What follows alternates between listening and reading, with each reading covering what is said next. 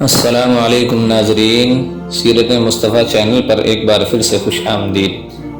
محترم سامعین، آج میں آپ کو 15 شعبان کے سلسلے میں 4 صحیح باتیں بتلانے والا ہوں۔ نمبر 1، اس رات میں اللہ سبحانہ و تعالی جتنی توفیق دے اتنی گھر میں انفرادی عبادتیں کرنا، مگر ہم نے اس رات کو گناہوں کی ہنگامی رات بنا دیا ہے۔ مسجدوں اور قبرستان میں جمع ہوتے ہیں، کھاتے پیتے اور شور کرتے ہیں، یہ سب غلط ہے، اس کی کوئی حقیقت نہیں۔ اس رات میں نفلیں پڑھنی چاہیے اور پوری رات پڑھنی ضروری نہیں، جتنی اللہ توفیق دے گھر میں پڑھے، یہ انفرادی عمل ہے، اجتماعی عمل نہیں۔ اگلے دن روزہ رکھے، یہ روزہ رکھنا، دوسری بات یہ ہے کہ اگلے دن روزہ رکھے اور یہ روزہ رکھنا صرف مستحب ہے۔ تیسری بات اس رات کے بارے میں یہ ہے کہ اپنے لیے، اپنے مرحومین کے لیے اور پوری امت کے لیے مغفرت کی دعا کرے، اس کے لیے قبرستان جانا ضروری نہیں۔ اس رات میں حضور اکرم صلی اللہ علیہ وسلم قبرستان ضرور گئے ہیں مگر چپکے سے گئے ہیں۔ حضرت عائشہ رضی اللہ عنہا کو اتفاقاً پتہ چل گیا تھا، نیز حضور پاک صلی اللہ علیہ وسلم نے اس رات میں قبرستان جانے کا کوئی حکم بھی نہیں دیا، اس لیے ہمارے یہاں جو تماشے ہوتے ہیں وہ سب غلط ہیں۔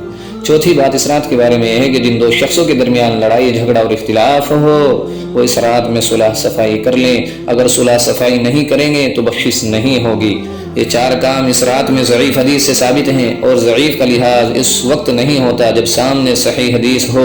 ضعیف حدیث کے مقابلے میں ضعیف حدیث کو نہیں لیا جاتا، لیکن اگر کسی مسئلے میں ضعیف حدیث ہی ہو، اس کے مقابلے میں صحیح حدیث نہ ہو تو ضعیف حدیث لی جاتی ہے۔ اور ایسا یہی ایک مسئلہ لانا نہیں ہے، بہت سے مسائل ہیں جن میں ضعیف حدیثیں ہیں، اور ضعیف احادیث سے مسائل ثابت ہوتے ہیں، جیسے صلاۃ التسبیح کی 11 روایتیں ہیں اور سب ضعیف ہیں، مگر سلف کے زمانے سے صلاۃ التسبیح کا رواج ہے۔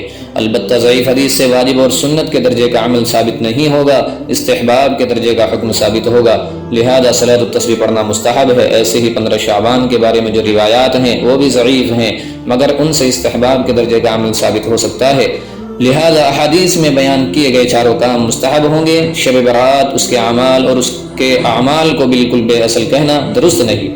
البتہ سورہ دخان کی 3 آیت انا انزلناہ فی لیلۃ مبارکہ کا مصداق شب برات نہیں ہے، اس کا مصداق شب قدر ہے، کیونکہ قرآن کریم شب قدر میں نازل ہوا ہے، شب برات میں نہیں۔ یہ 4 باتیں جو میں نے عرض کی ہیں، یہ ہمارے حضرت الاستاذ مفتی سعید احمد صاحب پالنپوری نور اللہ مرقدہ کی باتیں ہیں، جو دارالعلوم دیوبند کے سابق شیخ الحدیث و صدر المدرسین تھے۔